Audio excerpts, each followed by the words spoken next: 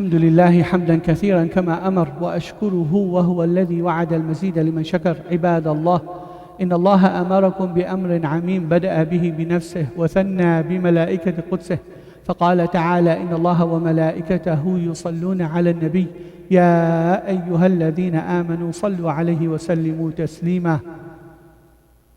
اللهم صل على محمد وعلى آل محمد كما صليت على إبراهيم وعلى آل إبراهيم، وبارك على محمد وعلى آل محمد كما باركت على إبراهيم وعلى آل إبراهيم في العالمين إنك حميد مجيد بر.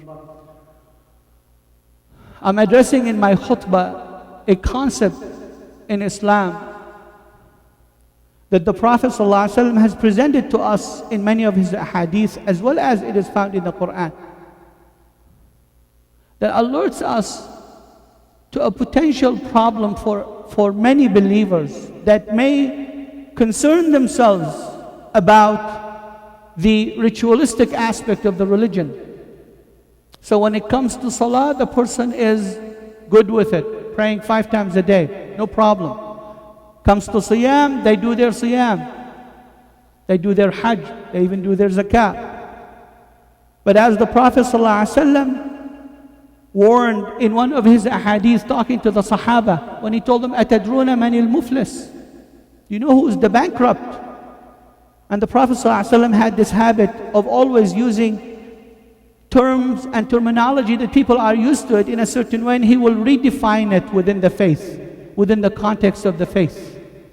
This is one of them, where people are used to. When you ask them, who's the bankrupt? Their answer naturally is that a bankrupt is a person who has no money. No dirham, no dinar, no cents, no dollars. So that was the answer of the Sahaba to the Prophet ﷺ. The bankrupt among us, O Prophet of Allah, is a person who has no dirham, no dinar.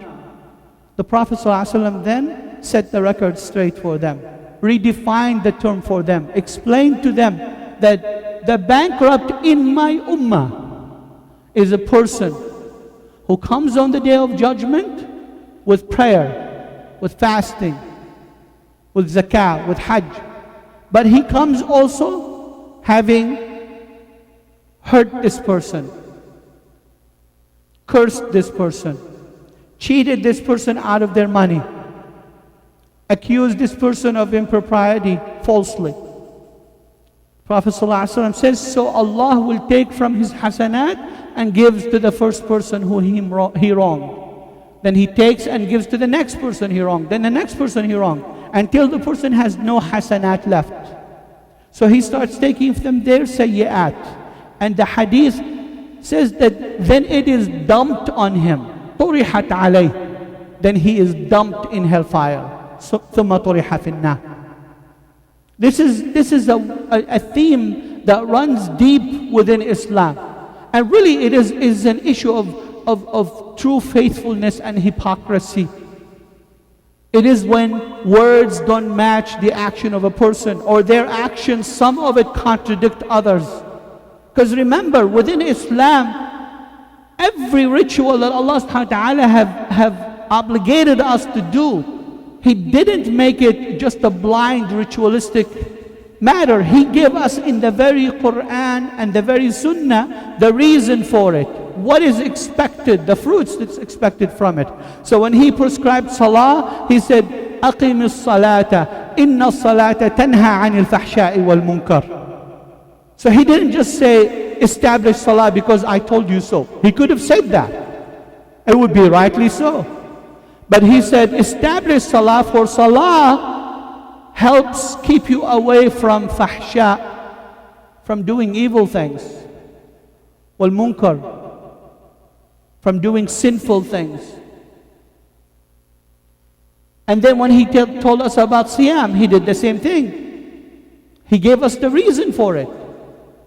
كُتِبَ عَلَيْكُمُ الصِّيَامِ كَمَا كُتِبَ عَلَى الَّذِينَ مِنْ قَبْلِكُمْ لَعَلَّكُمْ تَتَّقُونَ. That Allah has established, has obligated you with siyam as He did those before you, so you may attain taqwa, so you may attain God consciousness. And truly, siyam stands out in developing that concept of taqwa in a human being like no other thing.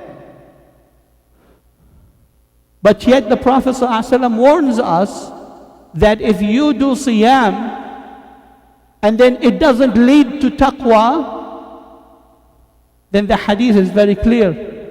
من لم يدع قول الزور والعمل به فليس لله حاجة في أن يدع طعامه وشرابه.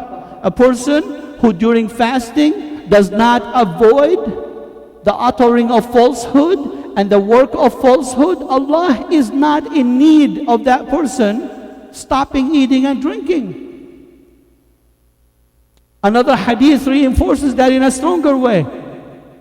When he says, رُبَّ صَائِمٍ لَيْسَ لَهُ مِنْ صِيَامِهِ إِلَّا الْجُوعُ وَالْعَطَشِ. That there may be a person, he gets nothing from his fasting except hunger and thirst. That concept runs deep in our religion. Runs deep, that it is not only enough for you to do what is obligated on you as far as rituals, that has to show up in your actions. And if it doesn't, you are like someone who is trying to fill a barrel of water, but has a hole on the bottom that is larger than the water coming in. Will you ever be able to fill it? Does it matter that you are pouring water into it? You pour 1 gallon per second and you are losing it at 1.5 gallons per second. You will never have water in that barrel, it will never fill up. And that is the example. That's why Allah subhanahu wa ta'ala, His Prophet sallallahu alaihi wasallam, out of mercy, Allah's ultimate mercy, and the mercy that He described His Prophet ﷺ when He said, وَأَرْسَلْنَاكَ إِلَّا رَحْمَةً لِلْعَالَمِينَ, that He is warning us of that. That as Muslims, not only we do the rituals, but also we make sure that we avoid those things that will cause our worship to be null and void. That's why, again, if you read through the Sunnah, you will be amazed at how the Prophet ﷺ almost constantly, there may be few ahadith that talks about Islam in terms of the Al-Arkan al-Khamsa. You will find few ahadith talking about Iman in terms of Aqidah. Iman billahi wa malaikatihi wa kutubihi wa rusulihi wal yawm al-akhir. You will find few ahadith, but you will find it replete with ahadith that talks about the fruits of Iman. And the fact, and Iman defined in practical way. So another hadith, for example, talking about Iman, when the Prophet ﷺ says, لَيْسَ الْمُؤْمِنُ بِطَعَانٍ وَلَا لَعَانٍ وَلَا فَاحِشٍ وَلَا بَذِيءٍ. He's defining what is opposite of Iman, if you will. Basically, he is telling us that if you have those 4 things in you, you don't have Iman in you. لَيْسَ الْمُؤْمِنُ. A mu'min could never ever be ta'anin, a person who loves to impugn people. That's the best way I can describe it. You come and you say something nice about someone, he says, nah, you don't know this about him or that about him. They don't like to hear someone being talked about in a good way without them impugning that. Ta'an, yat'an fi dhalik. Al-mu'minu laysa bita'an. They don't go around impugning people, their characters, their intentions. Wala la'anin. A mu'min is not someone who cursing is easy on their tongue. They get upset with something, they curse. If someone is easy with cursing on their tongue, they need to know that the Prophet ﷺ says that they couldn't be mu'min. Because laysa al-mu'minu bita'anin wala la'anin wala fahishan. Doesn't like to do things that are immoral, shuns away from immoral things. It's just their own self. In another hadith related, the Prophet ﷺ describing Iman again, لا يؤمن أحدكم حتى يكون هواه تبعا لما جئت به. That a person among you will never attain faith until his desires, the things he likes, are in compliance, consistent with what I have come with. That is also described in that 3rd part of the hadith. وَلَا فَاحِشًا. Fuhsh is something that is detested by them out of nature. They just don't like it. You put them in a situation where there's fuhsh, they just feel uncomfortable. They just feel like they want to get out of it as fast as they can. وَلَا بَذِيء. It's not easy for them to use foul words and they are not foul-mouthed people. Person who is foul-mouthed couldn't be a believer. So it's very important for us as Muslims to understand that our religion is ritual and action has to match ritual. Otherwise, Allah subhanahu wa ta'ala holds you accountable to action. Rituals then means nothing. Claims means nothing. It's the action that Allah subhanahu wa ta'ala will hold you accountable to. And again, I mentioned Surah Al-Ma'un. Allah subhanahu wa ta'ala asking, do you see the one who rejects faith? And again, naturally, any one of us, when you ask them about who rejects faith, if we didn't know the rest of the ayah or the rest of the surah, our natural instinct probably is to start talking about ideology. Or the one who rejects faith is the one who doesn't believe in the existence of God, is the one who is an atheist, this and that. But Allah subhanahu wa ta'ala didn't engage in any of that in the surah. He says, أَرَأَيْتَ الَّذِي يُكَذِّبُ بِالدِّينِ? Do you see to the one who rejects faith? فَذَلِكَ الَّذِي يَدُعُّ الْيَتِيمِ. He described them as someone, or he said the one who rejects faith is the one who is harsh with the orphan. وَلَا يَحُضُّ عَلَى طَعَامِ الْمِسْكِينِ. Does not agitate. And I always marvel at the choice of words in those ayahs and in those ahadith. It didn't say وَلَا يُشَجِّعُ عَلَى طَعَامِ الْمِسْكِينِ. It didn't say وَلَا يُحِبُّ إِطْعَامَ الْمِسْكِينِ. It says وَلَا يَحُضُّ. It means he agitates about feeding al-miskin. Then it goes on about them يَمْنَعُونَ الْمَعُونَ. They just don't like to see good happening around them. If they see someone being generous, like, why are you doing this? Come on, man. Tomorrow you'll find yourself with no money. You will be poor. You ask people, nobody will give you. Hold some money for yourself. Instead of being happy that someone else is being generous. يَمْنَعُونَ الْمَعُونَ. That is what matters at the end of the day in our religion. That aspect, that is the fruit of the rituals that we are asked to do, that we Muslims must engage in. And if we do, and when we do, it takes care of a lot of other issues. A lot of other issues. We live in a time and we live, where there's a lot of Islamophobia. And we know that a lot of it comes from the fact that people who don't know Muslims, have not been around Muslims, tend to be the ones to believe the most the negative things about Muslims. The ones who are in touch with them. And here's the trick and here's the challenge for each one of us. It depends on their experience with that Muslim. I remember one time witnessing a small thing. A Muslimah who took her grocery and walked out. And I was in the same line, came back 2 minutes later and told the cashier that you didn't bring out this over-the-counter medicine that I had in the basket. And the lady told her, you already left and I didn't see it. What brought you back? And she told her, I couldn't take it. It's not mine. My religion wouldn't allow me.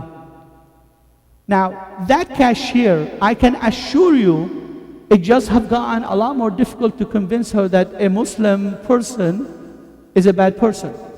Because she saw with her own eyes someone who could have walked away very simply with something, and they didn't. Their religion didn't allow them to do that.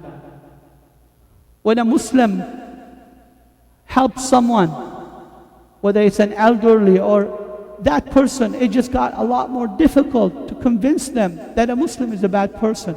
So at the end of the day, when we are consistent, not only we are living up to our religion, not only we are guarding against what the Prophet ﷺ has warned us about, which is that contradiction between our claim and our actions, but there is actual practical effects in our everyday life, in the people around us, that we will see the benefit of. And at least theoretically, if every one of us, if the overwhelming majority of us lived that kind of life, where they embody the saying of the Prophet ﷺ, إِنَّمَا بُعِثْتُ لِأُتَمِّمَ مَكَارِمَ الْأَخْلَاقِ, or he's saying that أَقْرَبُكُم مِّنِّي مَجَالِسَ يَوْمَ الْقِيَامَةِ أَحَسُنُكُمْ أَخْلَاقًا, that is the nearest of you to me on the Day of Judgment are the ones who have good moral character, that I was sent but to perfect moral character.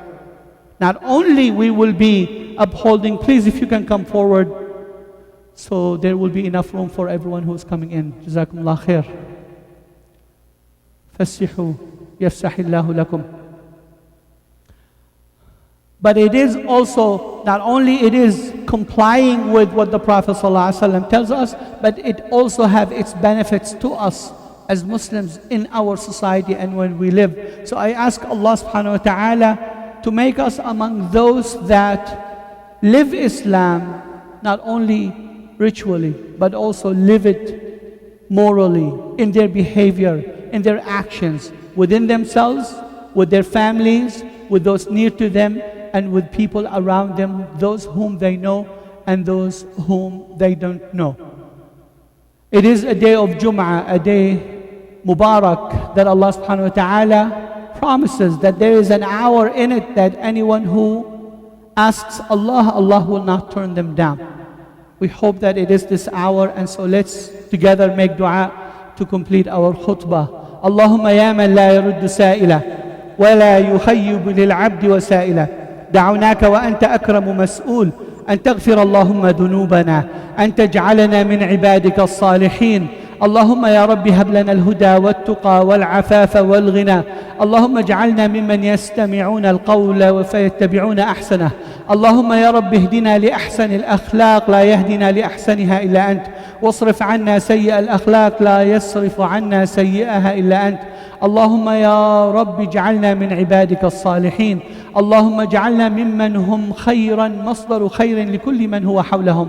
اللهم يا رب نسألك أن نقف بين يديك يوم القيامة وأنت راض عنا يا رب العالمين. اللهم يا ربنا اغفر لنا ذنوبنا وإسرافنا في أمرنا وثبت أقدامنا وانصرنا على القوم الكافرين. Oh Allah, we ask you that you purify our hearts, that you make us better Muslims. Oh Allah, we ask you that you make us a source of good to anyone who is around us. We ask you that we be a model for moral character. Oh Allah, we ask you that we be among those who are consistent in saying and in action. Oh Allah, we ask you that on the day of judgment we meet you and you are satisfied with us and we are satisfied with you. Walhamdulillahi Rabbil Alameen. إن الله يأمر بالعدل والإحسان وإيتاء ذي القربى وينهى عن الفحشاء والمنكر والبغي يعظكم لعلكم تذكرون. أقم الصلاة.